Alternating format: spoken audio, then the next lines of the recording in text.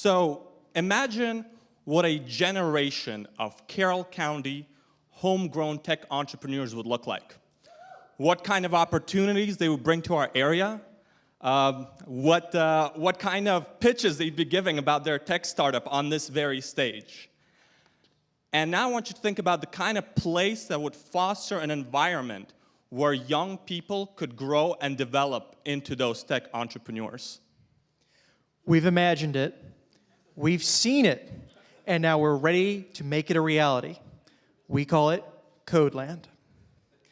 Hi, my name is Nick. And I'm Dimitri.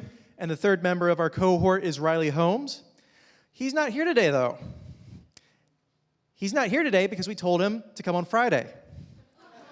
So hopefully he's watching this live, in which case... Hey! Hey, Riley. But seriously, though, the three of us are not just Imagineers, but we're also software engineers at the local tech startup Scale, which just moved into the town mall recently. Right. If you've been to the town mall, you've probably seen the new logo. And working at a tech startup in Carroll County, it kind of feels a little lonely in that company space, which made us think about what it would take for more companies like ours to get started and to be successful in this general area. And when we thought about it, that's where we saw a bit of an opportunity gap. All three of us have experience in education. I myself was a math tutor at our very own Carroll Community College. Riley was a math tutor at the Mathnasium in Denver. And Dimitri here taught for 3 years to angsty teenagers. Right. I survived middle school twice, which is pretty cool. And I think it's that education background and that lens of looking at things that made us notice that young people in Carroll County who might be interested in technology or programming have relatively few places to go and gain those particular skills or to hone to apply those talents in this really what's a booming field of software development. I can tell you as someone who grew up in Westminster that the opportunity that we're trying to bring to you today, I didn't really have when I was a student. I didn't really learn to program until I went to college. And as you can see behind the map behind me, there's a lot of chains in other counties, but we want to bring a chain to this county.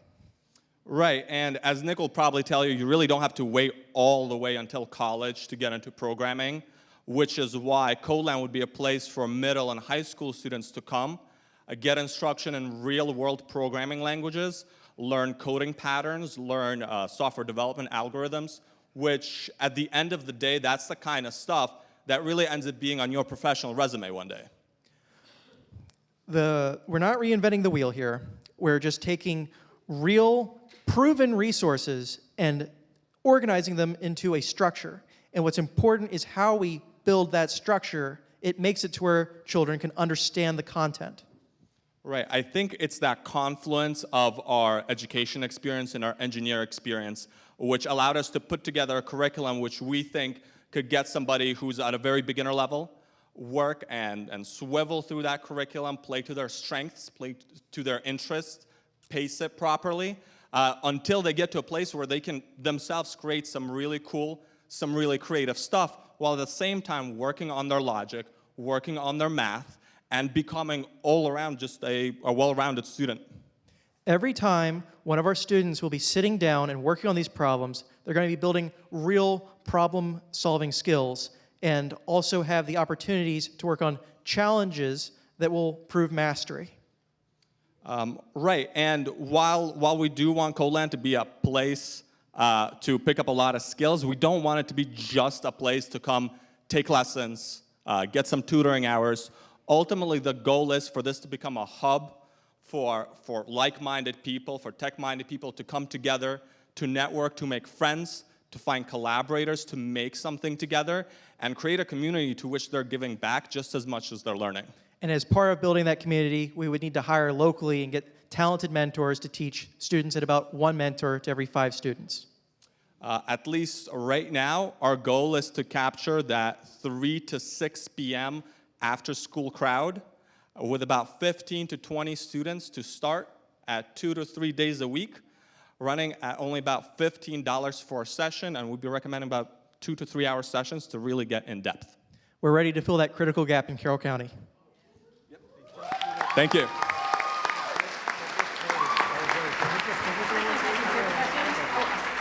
Can you guys go back a slide? Sorry? Can you go back a slide? We like the numbers. Yeah, that was fast. We're like, whoa, That was that's Yep. extremely fast. Dun, dun, dun, dun. Okay, so based on how many students a month and that kind of stuff, do you have those kind of figures, like how you so- make money from this? We'd be paying our mentors about probably $12.50 an hour, and they'd probably be about 3 hours per session, 2 hours per each session for the students, and then 1 hour of overhead for preparing and ending the day. And then we'd probably have about maybe 15 students a week. So 15 students, 2 hours a week. Try to keep it pretty busy in the store. So, Huh? can I, all right, I- go ahead. I still didn't understand. So what does it cost for a student to come in to learn 2 weeks worth of, or 4 weeks or 8 weeks? How does that work? Sorry, I wasn't clear. It was so the students would be paying about $15 per hour themselves, and we'd recommend that they'd come in for 2 hours Pay you at a time. $15 an hour to get tutored in this, or to take your course type of stuff? That's right. Okay. So how are you different than the franchises that you guys had listed, up there? Like, what makes you different than them? Because in some ways, so anyway, what makes you different than them? So, A couple of things. I think the most important one is, because we've taught before, I can tell you the most rewarding part is teaching people something useful. And a lot of the franchises currently out there they do take a coding approach, but they make it very entertainment-based. So, the coding language they'll be teaching is picture-based, or they're building, a Lego thing that has like 2 or 3 functions or something like that. We are targeting probably, perhaps a slightly older crowd in that late middle school to high school. And what we want to impart onto them are skills that at first might seem a little more academic in scope, but also give them a lot more professional value. What are your guys' backgrounds? Sorry? What are your guys' backgrounds? What do you do? How did you get expertise? so the three of us are all software engineers. We work at scale. I have a general engineering degree from the community college. So I actually have a biology degree, and then I was a middle school teacher, as a matter of fact, for 3 years. And then I went to a coding boot camp where I had to learn at a relatively quick and self-directed pace. This would not be necessarily that kind of deal, but it does draw something from that model about people coming in who are already interested in this, and just giving them the tools and the resources to grow themselves. Oh, is this something you guys would be doing in addition to also still doing software development? Yes, ma'am. Okay. So I was kind of thinking that maybe you and Battleground should partner Yeah, at the mall, make it happen. and try to bring in that, you were talking about the academic part these guys were talking earlier. Maybe you guys could work something out. We were actually considering that, maybe go learn programming, and then Yeah. As a reward, go Yeah, play you some can video just games. walk down the mall and Right, go right. play together. Yeah. Bring some business to the mall. Yep. Okay, thinking through. Do any of the audience have questions this year? Oh. It used to be I feel like the pressure's all on us this year. In the past, we Wait, used to the fix that. pressure's longer. on them? Oh man, I I, think feel very, okay, good one. That might cost you in the voting, though. I All gotta right, say. so if you were to take all the junior highs, middle school and high schools. How many? Yeah, not how many, but how many kids do you think you can pull? How interested are kids in programming that you can make a buck off of it? Well, I can tell you right now, we have an intern at Scale who's 17 years old, and he's pretty much learned everything from the internet, but he's doing the production level code that is very, very, very good quality. They're very interested in it at that age. And I think the bigger problem in that case is that he had to learn it in this unstructured way, and you can imagine how much more he could have gained from something that was laid out for him to cater to his inclination for programming. And as to the numbers, we just fortuitously had just before us talk about the hackathon, which Nick, I believe, actually didn't participate but mentored for. And there are a lot of kids who are showing up for those kinds of things. But a hackathon is kind of a one-off event. We want to make this a place to come regularly and grow continuously. So what is your marketing strategy here? Like we were just talking about like kids in schools, what's that number, multiply them out. But like, what is your overall marketing strategy to bring people in? The goal here is to start with a brick and mortar and to get people interested, get the word going. And then as we're growing, we can start licensing the product and or making it a franchise.